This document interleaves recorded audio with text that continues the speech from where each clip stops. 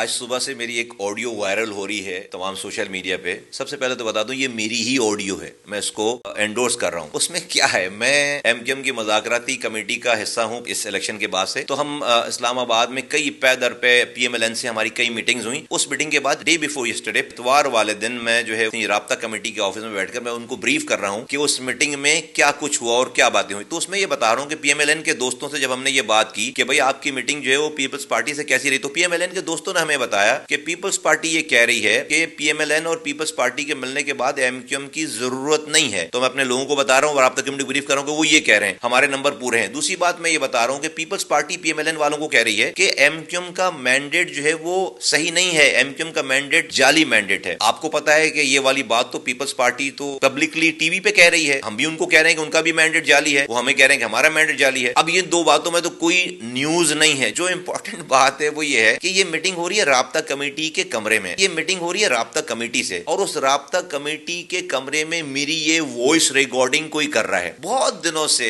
ہمیں یہ اطلاعات تھی کہ ہمارے رینکس اینڈ فائل میں کوئی ایم کیو ایم لندن کے لوگ بیٹھے ہوئے ہیں اور وہ ان کے لیے کام کر رہے ہیں. ہمیں پتہ نہیں چل پا رہا تھا, شک تھا کچھ لوگوں پہ, لیکن ہم کنفرم نہیں ہو پا رہے تھے. اس آڈیو نے ہمیں تمام فورنزک جب ہم نے اس کا چیک کرایا, معلوم کرا, تو ہمیں ایگزیکٹ پتہ چل گیا کہ کون ہے جو رابطہ کمیٹی میں بیٹھ کر ایم کیو ایم لندن کے لیے کام کر رہا ہے. کیونکہ یہ آڈیو ریلیز جو کی ہے وہ لندن نے کی, وہ سمجھنے کو بہت بڑی چیز ان کے ہاتھ لگ گئی ہے. نارمل گفتگو ہے جو کہ ٹی وی پہ بھی وہی بات ہو رہی ہے, اس میں کوئی سیکرٹ نہیں ہے. لیکن اہم بات اس کے اندر ہے کہ رابطہ کمیٹی کے اندر کی گفتگو جو ہے وہ کوئی ریکارڈ کر کے لندن کو بھیج رہا ہے. تو لندن نے اس کو صبح سویرے جو ہے اس کو ریلیز کر دیا, یہ سمجھ کے کہ بہت ہی بڑی کوئی چیز ان کے ہاتھ میں لگ گئی ہے. لیکن ان کو یہ اندازہ نہیں جو ان کا ایک گھس بیٹھیا ہمارے درمیان بیٹھا ہوا ہے, جو ان کا ایجنٹ بیٹھا ہوا ہے, اس نے اس کی پکڑائی دے دی ہے. تو ہمیں ایگزیکٹلی پتہ چل گیا کہ ہمارے درمیان ہمارے خلاف, اس پارٹی کے خلاف, اس قوم کے خلاف کون ہے, ہمارے خلاف کون کام کر رہا ہے. تو جس چیز کا ہمیں بہت دنوں سے انتظار تھا, کوششوں میں لگے ہوئے تھے, اس آڈیو لیک کے ذریعے ہمیں اس پرسنالٹی کا پتہ چل گیا کہ جو ہمارے خلاف کام کر رہے ہیں.